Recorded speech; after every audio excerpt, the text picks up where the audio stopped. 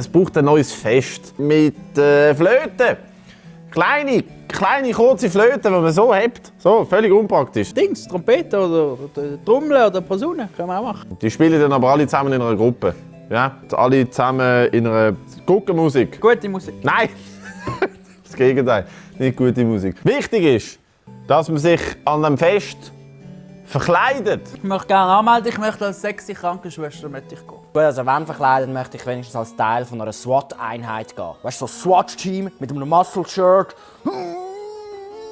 Mit den Boys! Ja, also eigentlich je unorigineller, desto besser die Kostüme eigentlich. Also kann ich mit dem Fall auch einfach schwarz anmalen. Ja, das ist jetzt noch kein Problem. In 500 Jahren wird es dann ein bisschen kritisch, aber das kannst du schon machen. Und das N-Wort?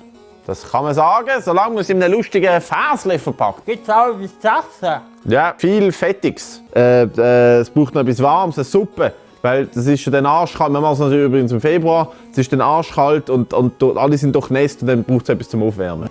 Gott, aber bitte machen eine Suppe, die nach nichts schmeckt. Das kommt ja alles wieder vorne raus, so viel wie die saufen. Alles aus Mehl.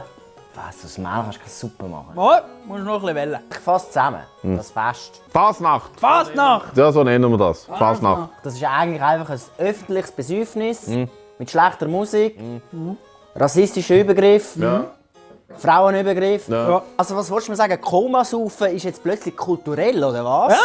Ja, absolut. Es macht absolut keinen Sinn, da euer Fest, wirklich. Ich mache jetzt lieber mein eigenes Fest, wo ich einen Scheiterhaufen aufstelle. Darauf oben haben wir so einen Schneemann und dort drinnen mache ich Sprengstoff drin und rundum hat es Rösse, die rundum reiten.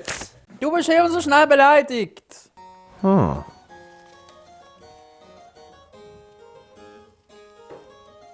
habe, glaube ich, noch mal eine Idee. Konfetti? Nein, also doch, aber wir nennen es natürlich auch wieder anders. Ich fand Konfetti gut. Halt die Schnur, Moiri.